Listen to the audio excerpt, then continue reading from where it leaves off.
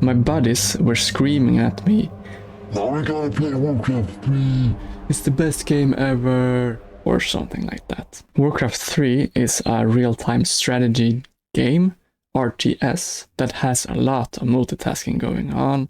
It's super high stress, and people love it. Or do they really? But I quickly heeded the call to adventure. I thought that since I enjoy competitive games, I just simply learn and master the game and then dominate my friends. And most importantly, achieve a fun flow state. Flow state is that sweet spot where you're so absorbed in what you're doing that time dissolves, distractions vanish, and effort feels almost effortless. Psychologist Mihaly Csikszentmihalyi, the guy who coined the term, described it as being completely involved in an activity for its own sake. To truly experience it, notice when your inner critic falls silent and your actions feel truly spontaneous. That's often flow at play. I knew I could master anything I put my mind to, but I did not foresee this obstacle that I'm going to tell you about. By the end of this video, you will know what I mean by wrong mastery and be informed with all that you need to avoid it. This could be valuable for someone who does not want to charge full speed into something their authentic self does not actually desire. A mistake I've made before and was close to making again. This first example of this game, Warcraft 3, is trivial, but it is what made me realize the first thing of this. So I was readying up, preparing to learn all the skills, tricks, and strategies. I made a Google Sheet for it, like I usually do with knowledge games. I've always memorized things well, but the secret has also lain in repetition. Flashcards, my friends, flashcards. You can dominate any knowledge area by that. It's a little secret. You memorize things when you practice them. Back in the days in school, when I wanted to ace the tests, I had my mom rehearse for me, like asking me questions time and time again until they really stuck in my brain, and I just, on the test, I was easy mode. And later came rehearsing tools online that you can just put in your questions, your flashcards, and practice yourself, which I've done a lot. And it's good to do in knowledge games as well. But I don't like knowledge games anymore, as I found they often steal my subconscious problem-solving creative juice. More on that another time. But then quite early on in my career of becoming a Warcraft 3 geek, we're talking days, I noticed that the learning curve was uncommonly steep or something. No, that wasn't it. I started to suspect that no matter how skilled I became, this game would still fundamentally suck. And it made me think, what if there are really popular things in life to master that are really like square-wheeled bikes? Super uncomfortable, no matter how good you get at it. On top of that, like all knowledge games, it started to drain my creativity and focus. That familiar unsettling sign of a goal consuming your thought morning and night, even when it's not a true life priority. I mean, thinking about Warcraft 3, waking up and going to bed, how to become better at it, how to master it. I don't like that, because I like having my brain power to things that actually matter, like fostering true expression or pursuing authentic life passions. But this game, Warcraft 3, it could matter if it wasn't so damn clunky, if it didn't require obnoxious right-hand laps across a square meter mouse mat, all while turning your keyboard into a machine gun simulator. And if it didn't entirely build upon inhuman mega multitasking, clearly designed for people who love stress, then it could have been for me. But it's a learning process. You're gonna feel good later when you master it. Define feel good. Mastery and flow isn't always equal happiness. What I'm suggesting is that there is good mastery and bad mastery. Most people don't know this mentally, but there are some who know this inherently, because we naturally as humans discern the difference. Perhaps it's ingrained societal programming or a reliance on external metrics that causes us to unlearn this discernment. For those who have unlearned this, including me, when learning something we risk just becoming better at suffering. I'll explain. But first I need to eat. I have this banana, spirulina, and chlorella, and No, not Fennel. You know, Ceylon.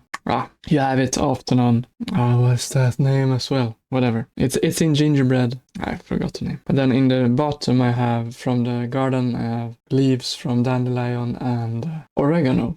You can master codependency.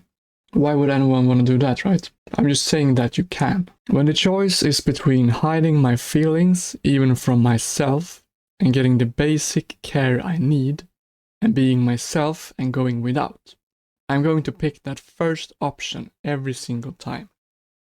Gabor Mate. He is big in trauma healing. Can you say that trauma healing industry? Is it an industry? But I can relate, and many can. When we, with our minds, go straight to the desired results in any given situation, we ignore the process and how we feel inside it. We cannot hear the cues if the end result is even something we truly want. To take the game example of today, this would be me listening to the common advice of it will feel great once you learn it, and ignoring the fact that I'm just after an end result here, and ignore the cues of what mastering this activity will look like. Basically being a one-man orchestra with a flappy right mouse arm. Going all around here. But yes, many things take time, and in fact the best things do, like a tree. The oak is the best tree, right? And it takes so many years before it gets up. Oh, I forgot to tell also I have a dark powder here. It doesn't show really here maybe, but it's cold. Coal. Active coal. Something. I like black food. If it feels cool. Cool to eat. And just a few days ago I learned also that black food is good for the kidneys, like black rice, which I don't like, but black beans. So yeah, the best things take time, of course, but this is where discernment comes in. I need to ask myself, do I feel aligned while learning or becoming a master in this? Or do I do it for an end result, where things like fitting in, pleasing others, think that by doing this one day I will feel good or something. Instead, we should look for a future in the activity, more like true expression, life passion, heart authenticity, and most important, cues of how the process feels like an immediate sense of happiness instead of hope of future happiness, fulfillment instead of hope of future fulfillment, purpose instead of hope of future purpose, great gut feeling instead of hope of future great gut feeling, peace instead of hope of future peace, the thrilling adventure of discovering life instead of trying to match what's already discovered. Because look at this more serious example. Many has, from an early age, been taking on other people's wills, like Gabor Mate indicates. Codependency often comes from children who had to attune to their parents' emotional needs rather than the other way around. We learned love equals self-abandonment.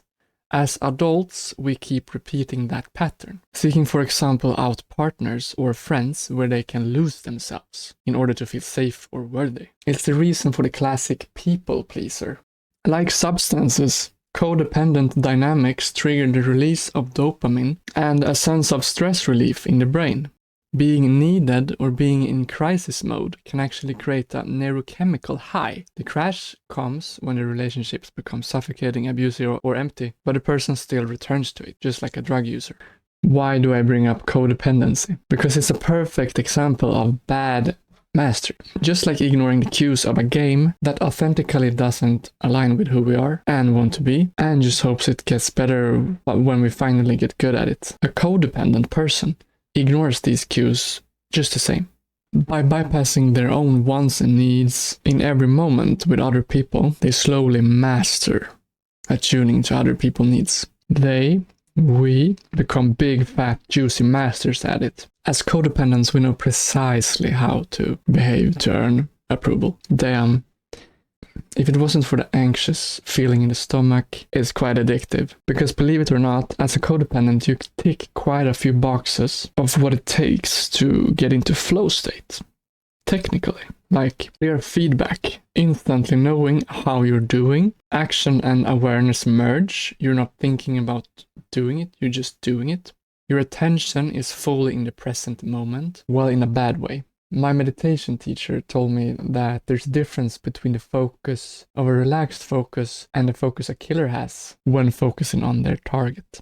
Instead of alcohol, drugs, gambling, or work, some people get hooked on the sense of being needed, the temporary relief of loneliness, or the identity boost from caretaking. Even if it's draining, they can't stop because it numbs deeper wounds, usually childhood trauma like neglect, rejection, or inconsistent love.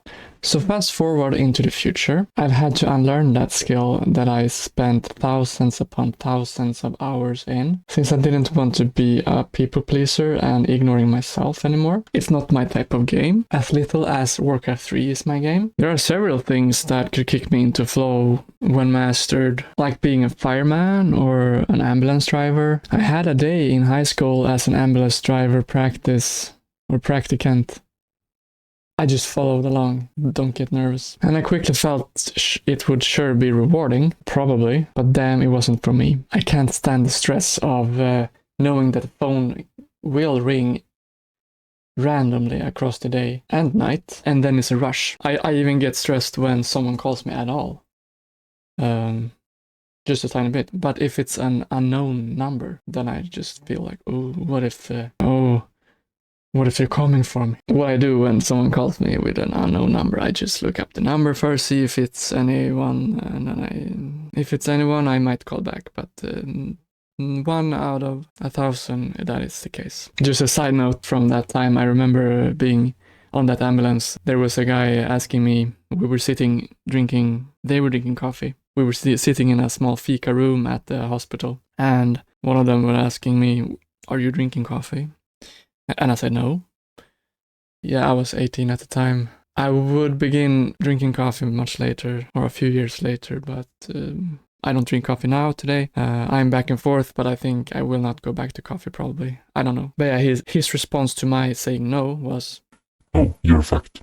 Board games are also not my type of flow, but in the opposite way. They are too slow for me, and it sucks to sit still and smell the smoke coming out of the other's brains and witness, plus being a part of, I would say, the 99% ego mental experience that board games are. Sorry for the gentle rant.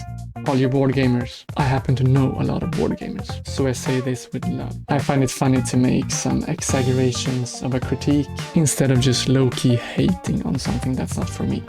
Personal, authentic taste is very important to honor when it comes to discernment of where to go in life. Because if not now, when? Now is all we got. Have you ever experienced and been fully aware at the same time, actually being in the past or the future? Life is a bunch of nows, and we will come back to that. Master good mastering by not thinking in good or bad. If the key to not run straight into another path that leads to the bad type of mastery is discernment, the key to discernment lies in listening to how we actually feel in every moment in the chain of moments that life is. A common mistake many people do, including me, is living entirely from their minds. You gotta be rational through the logic, statistics, majority of opinions and science, right? That shuts out any real gut feeling. For example, when we feel anything, instead of humbly acknowledging exactly how we feel, meaning really listening to ourselves, not just waiting to speak over it or plainly ignoring it, we make it a good or bad question. We label it as a good feeling or a bad feeling. It's a tricky one because in a way, everything can be sorted into one of those two core categories. But what happens when we do this in a certain way is the mind sneaks in and cuts off the otherwise incoming information by tuning into something external that we falsely believe to be rational. Imagine you're a king and a messenger comes running, pale in face, up the hill towards you, collapsing down on the ground, panting, and you interpret fear in his voice when he finally speaks. Here you have a choice. You either listen to what he has to say, or you cut him off, labeling his message as bad news because of the fear he emits. not because of what he says. You obviously want to choose to hear what he says, to be able to make the best decisions based on reality, not merely relying on mental programming. And the same goes for your feelings, because if you choose not to listen, you're just a tyrant king sitting on his throne, making decisions only from your own mental perceptions, which can be programmed very randomly, based on upbringing, education, brainwash, and culture, and it will be impossible to actually learn anything from actual reality, which speaks to us all the time, in the present moment, in nuance. There we can feel varied things like unease, cramp, tingling, stress, goofiness, craziness, awesomeness, and so much more. And if we don't interrupt it with our judging, we can pick up cues of what actually is a good or bad activity or situation to be involved in. So to master good mastery, meaning the mastery that is good for your authentic self and heart, true passions, etc., instead of the bad mastery, meaning just mastering anything the most influential people in our lives tells us to indirectly or directly. The first step, paradoxically, is to, in the moment, stop labeling things off as good or bad, because that will work towards the bad. It is actually like anything. If you, for example, know mentally and internally that you want to do good in the world and not bad, that's great. What a miracle. Hallelujah. But then what happens? If you start putting other people in boxes of good and bad, because you reason mentally that good is good, and bad is bad, and I know what that means, so therefore I help the good by sorting these people out in boxes. You punish people who don't align with what you think is good. What can happen is that you become the one doing bad things. The crucial mistake here is allowing rigid mental categories to override the nuanced wisdom of reality, leading to actions fueled by judgment rather than genuine discernment. This is why there's a quote saying something like, "Don't lower yourself to their level." It is why we can't rely on a predetermined categorization of what's good and bad. It has to be more nuanced to be closer to the truth. Any civilization or any culture varies in what their definition of good and bad is. Everyone thinks they're doing good, most of the times. But so much has gone wrong when people have been so sure of what's right without really listening into their own authentic gut feeling or intuition or heart. It happens all the time when people just trust external authorities, like their government, media, experts, or their own minds. The mind is an external authority. People go to war, people hate other groups of people, precisely because mentally anything can be framed as truth, given the right angle. It's the same problem we're facing today with conflict in studies in more and more fields of science. This, to me, clearly shows the fact that we cannot blindly trust facts. The sheer volume of conflicting data, often presented as definite truths, can paradoxically make it harder to discern reality. Instead, when in doubt, people blindly trust their minds, which in turn trusts whatever authority it deems safest, often simply what most other people think. That's very corruptible, and it only takes one bad idea from the top of a pyramid of thought leaders for catastrophic outcomes to be possible, as history tragically shows, with events like the Holocaust, where horrific actions were justified by deeply flawed perceptions of good or bad. Such a thing can only be prevented by one thing: people remembering they have a real inner authority, not just thoughts and emotions. We have a body full of intuition and communication, which tells us what is right if we listen. If we don't run over it just with the logic from the brain that just channels the deemed safest authorities' thoughts and wills. There is this great example I actually read in a fantasy book back in 2013 while I was fasting and bathing a lot, reading a lot, taking big risks with my phone held over the bathtub. It was about a shaman who was his people's leader on a planet inhabited by two races, the orcs and the Draenei. One day, when the shaman sought guidance from his spirits like he usually did for his people, he unknowingly drew from a source that had been corrupted. A demon had infiltrated the channel through which he contacted the spirits, misleading him into believing that the Draenei would attack his people. The demon, which he thought was the spirits, urged him to act quickly and strike first, before the Draenei struck them down instead. The shaman obeyed his spirit guides, as always, even though he felt it to be wrong in his gut or heart somewhere. And the orcs slaughter almost every of the Draenei on the planet in the coming months. Children and all. What a dick move. But like I said, it happens all the time. One leader skips his heart, skips listening to his real inner authority, blindly follows something mentally or externally, and then everyone below follows suit. If I had ignored the sensations I got from indulging in this Warcraft 3 game, I'd not be speaking about this. I'd be trying still to master a game of which I don't like to process and never will like when mastered. Just like a still codependent person who would ignore his true inner cues and still try to master the game of pleasing others. Both of us would then have the same experience in the present moment, which rationally is all there is, an infinite series of nows. In other words, we would forever live with hope of future happiness instead of happiness. Hope of future fulfillment instead of fulfillment. Hope of future purpose instead of purpose. Hope of future great gut feeling instead of great gut feeling. Hope of future peace instead of peace. Trying to match what's already discovered instead of adventure of discovering life.